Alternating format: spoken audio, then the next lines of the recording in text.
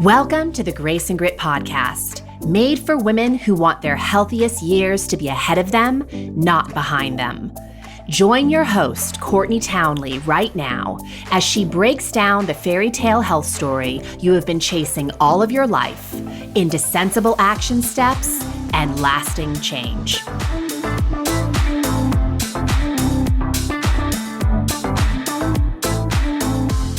Hello, my friend, and welcome to the Grace and Grit podcast. My name is Courtney Townley, and I am the hostess of the show. I am delighted and oh so grateful that of all the podcasts you could have put in your ears today, this happened to be the one. Welcome. If this is your first time, or if you have not been listening to this show for a while, I do want to tell you from the outset that we are 4 episodes in to a 6-part podcast series called the Consistency Code Diaries. I decided to run the 6-part series leading up to my book launch, which is happening on November 5th. I have authored my first book, and the name of the book is The Consistency Code, a Midlife Woman's Guide to Deep Health and Happiness. And the purpose of this podcast series was really to give you kind of a behind-the-scenes look at why I wrote the book, how I wrote the book, the science that supports the strategies and methodologies that I propose in the book. I wanted to share some client stories in terms of how some of my clients have interacted with the Consistency Code methodology. And today, I would love to talk a little bit about the paradoxes that show up when we talk about consistency, because there are a lot of paradoxes to consistency. What is a paradox? Let's remember what that is. A paradox, by definition, is a seemingly absurd or self-contradictory statement or proposition that, when investigated or explained, may prove to be well-founded or true. And I just find in the conversation of consistency, what actually works to help us be consistent at midlife is full of paradoxes. Now, I'm not going to go through all of them in this episode because, of course, I want you to buy the book. But I am going to share with you some of the prominent paradoxes that often show up when we're talking about consistency. So let's dive in. The first paradox I want to explore with you is that constraint creates freedom. Again, constraint creates freedom. Well, what the hell does that mean? It means that if we practice kind of patience and structure and discipline, now it ends up opening up so much possibility for the future. And you know this to be true because you know this is true with finances, right? If you practice constraint with your money and you invest it wisely, you will have more money to spend in the future. We know this to be true with food, right? If you want to lose weight, we know that a calorie deficit, which is a method of constraint, can certainly aid in that ambition. We see this show up in a lot of places, but I find so often we rebel against this. We push against this because we want to do whatever we want to do at any time. We don't want to practice constraint. We don't like the word discipline. We don't like structure because we convince ourselves that it actually robs us of freedom or that it robs us of spontaneity. And temporarily, that may be true, right? Temporarily, in this moment, you are going to have to sacrifice a little something in order to experience more freedom down the road. So it's freedom now, or it's freedom later. And I find that freedom now, like the freedom to eat whatever I want, say whatever I want, spend money on whatever I want, it might feel pleasurable for a brief moment, but there's no real lasting effect. No, let me rephrase that. There's no real positive lasting effect. But when I practice constraint, to really do things that align with my long-term values and goals, there is lasting, positive freedom on the other side of that. Another way that I like to say this, a lot of my clients who might be listening to this will be familiar with this, is saying no makes way for yes. So saying no today to something, saying no to overfilling your schedule, saying no to, dessert at dinner, saying no to a glass of wine, saying no to yet another Netflix series, allows for some kind of yes tomorrow.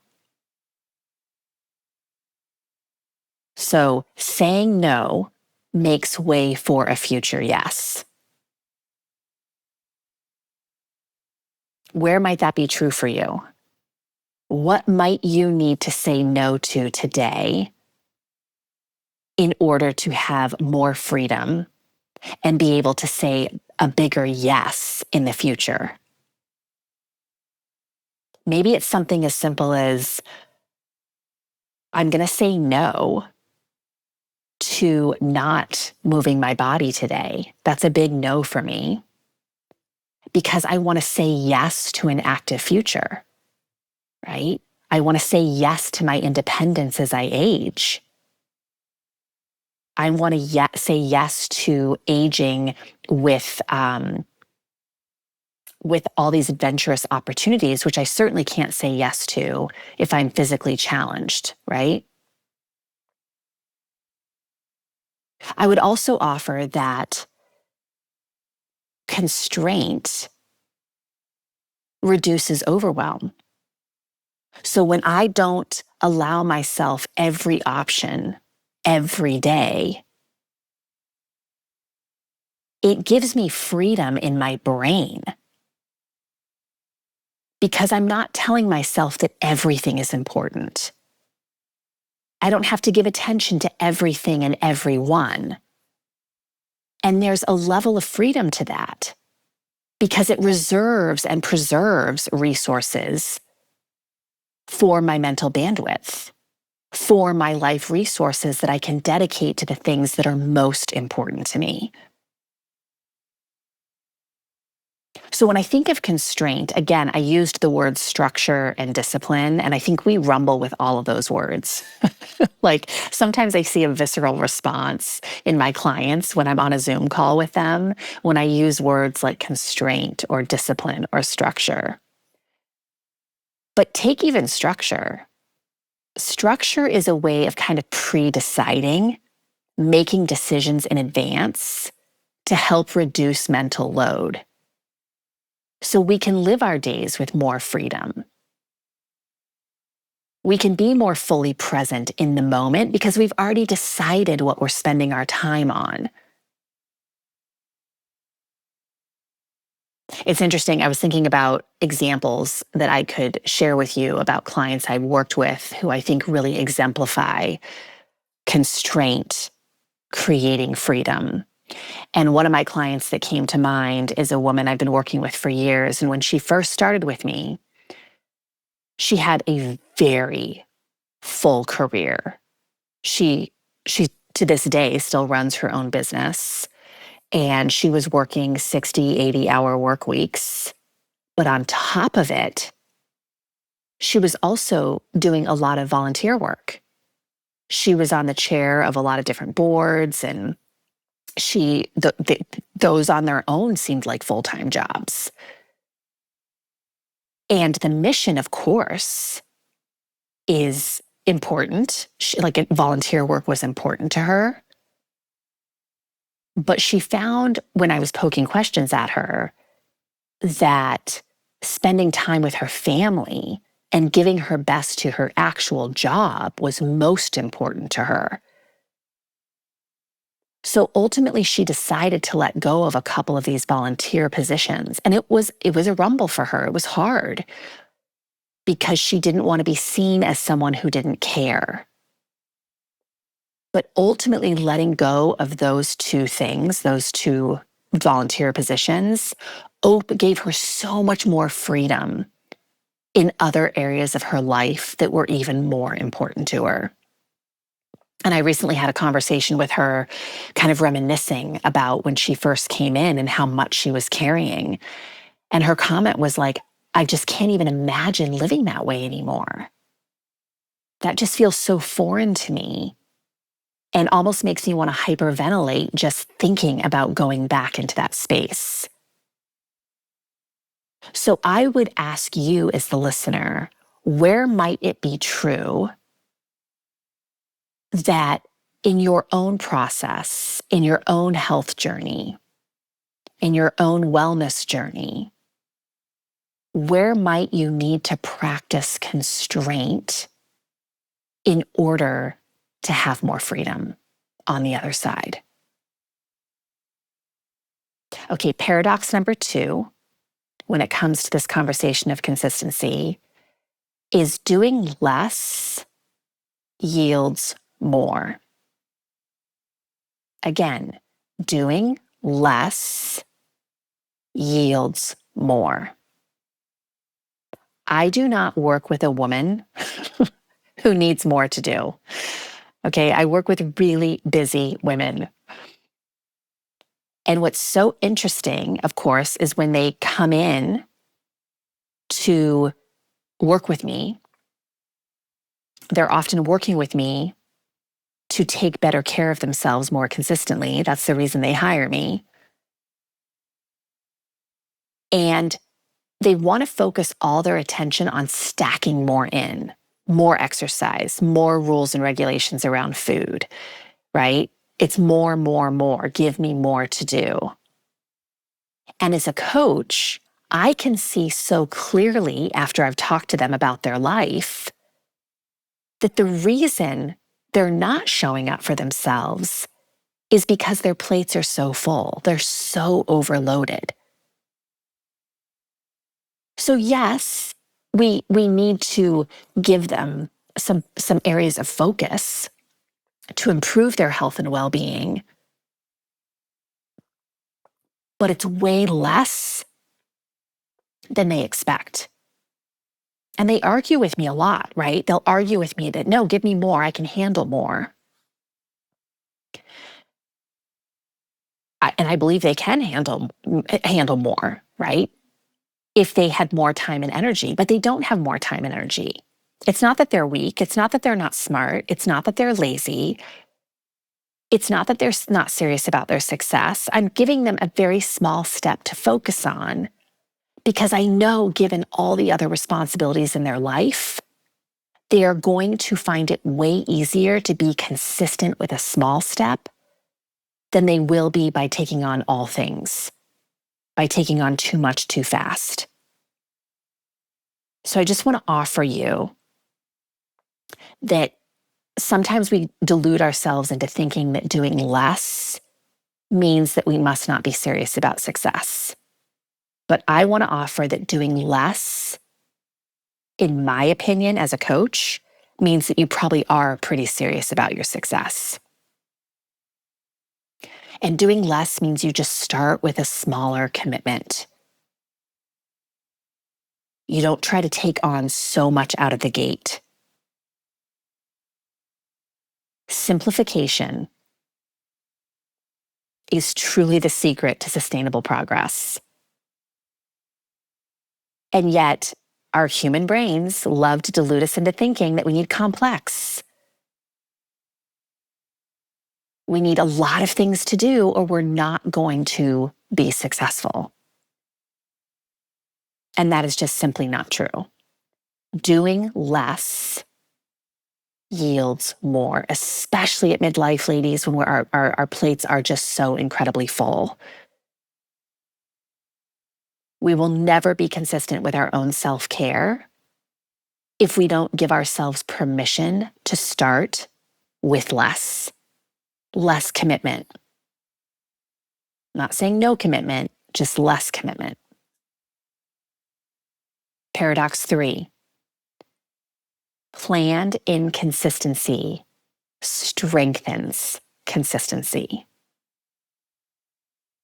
Again, planned inconsistency strengthens consistency.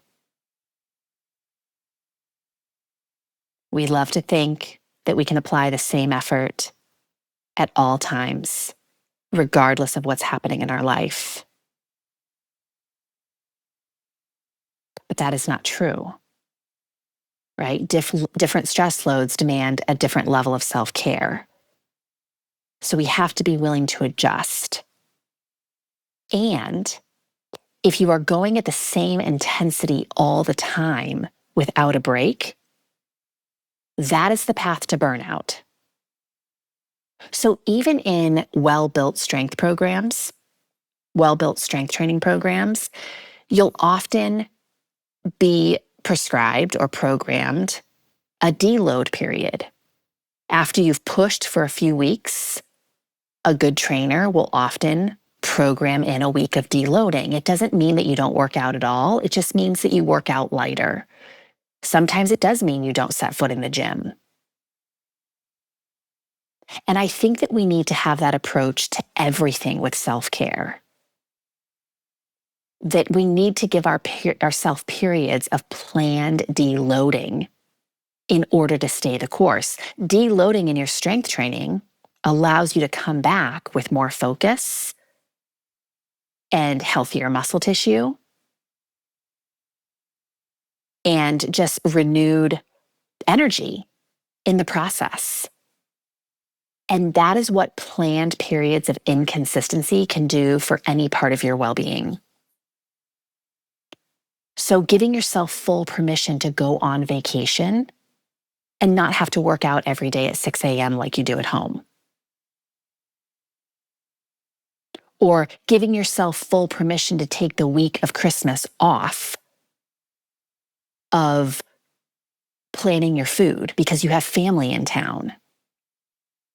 Like, it sounds reasonable, but when I coach women, I find that they're so resistant to giving themselves planned periods of inconsistency because, again, a lot of the beliefs surface that I'm never going to come back to it or I'm going to get so derailed.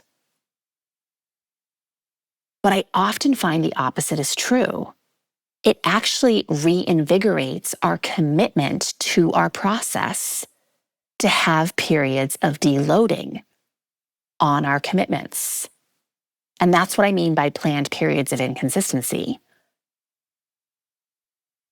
And it's such a tragedy when a woman has a special holiday planned with family coming into town, or she does plan a really spectacular vacation, or she is going to a conference she's been saving up for months. And then she doesn't really even enjoy herself because she's so stressed out about abiding by her health protocol. She's not really all in it and she's not really all out of it. So she's just feeling massively unsuccessful. And I'm saying pre-decide to give yourself full permission to back off a little bit for a period of time. And watch how that re-energizes you. Because it does. It does re-energize you. Okay, paradox 4, and this is the last one I'm going to speak to today around consistency, is being gentle makes you stronger. And what I mean by stronger in this context is it makes you more consistent. Being gentle makes you stronger. We don't believe that. We believe that if we extend ourselves compassion and grace, we're going to become more complacent. But really think about that for a second. When you're an ass to yourself, when you're constantly berating yourself, when you're always talking negative, especially when you're already knocked down, does that make you want to show up the next day? No. It makes you want to crawl back in bed under the covers with a pint of Ben & Jerry's.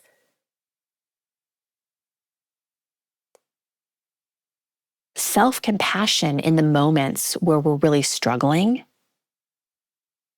It's kind of like that coach or the friend or the teacher or the parent, whoever those people have been in your lifetime that have helped you stand up when you were really broken down. They didn't scream at you in order to inspire you to stand back up. They didn't threaten you if you didn't stand back up. If you did have those experiences, I am so sorry you had those experiences.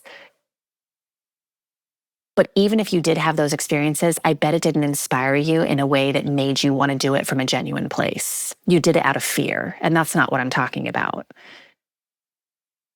When you are knocked down and a good friend comes to your aid, they remind you how powerful you are. They remind you how deserving you are, how much they believe in you, why it's crazy talk to think that you can't get back up. And that's the way you need to be talking to yourself. Being nice to yourself along your journey makes it easier to realign when you get misaligned. And you're going to get misaligned all the time.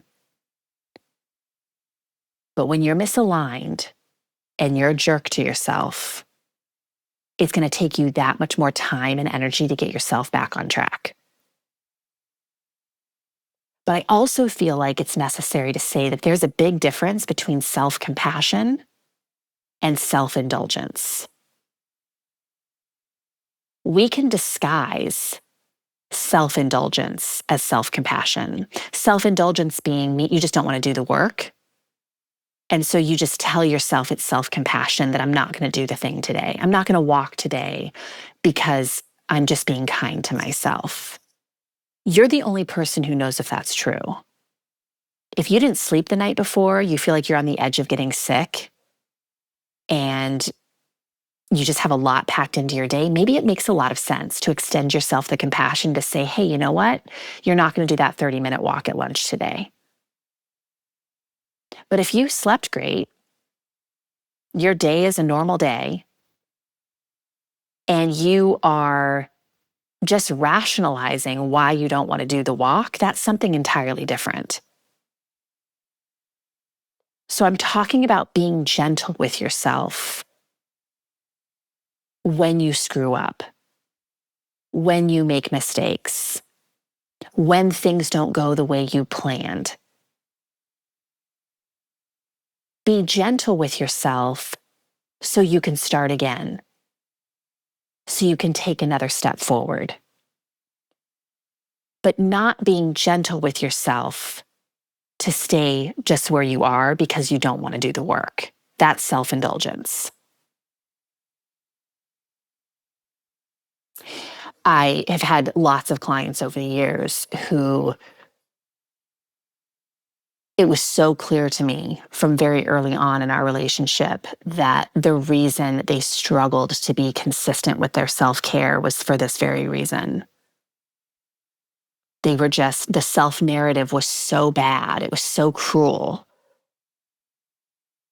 that they were making themselves feel terrible. And when we feel terrible, we don't want to show up, we want to hide. So we hide behind food, we hide behind social media, we hide behind alcohol. We reach for all the things that actually cost us our well-being rather than doing the things that will actually help us improve our well-being. I am sure you have had that experience. To wrap the session up today, I would love to read just a short passage from the book, which I've been doing every week for the past 4 weeks, just to give you a little taste of what's inside the Consistency Code. Make the most of the Consistency Code framework. You will be able to use the 4 practices I am about to teach you in the Consistency Code framework throughout the rest of your life to build and sustain mastery of yourself in the health arena and well beyond.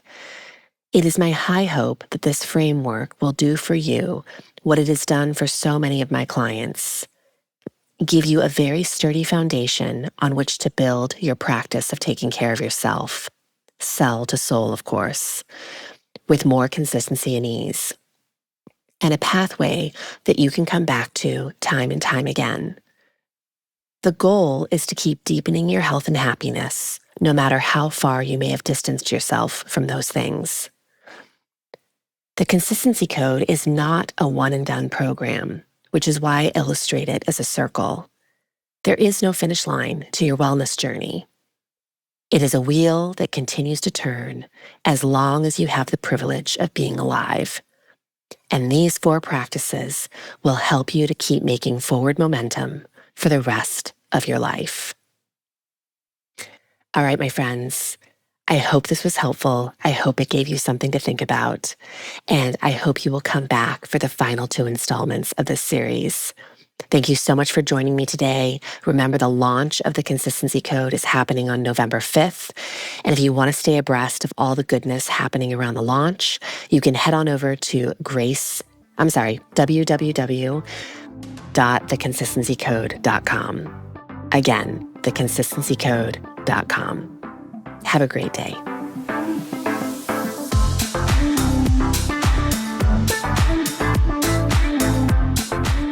Thank you for listening to the Grace and Grit podcast. It is time to mend the fabric of the female health story. And it starts with you taking radical responsibility for your own self-care. You are worth the effort. And with a little grace and grit, anything is possible.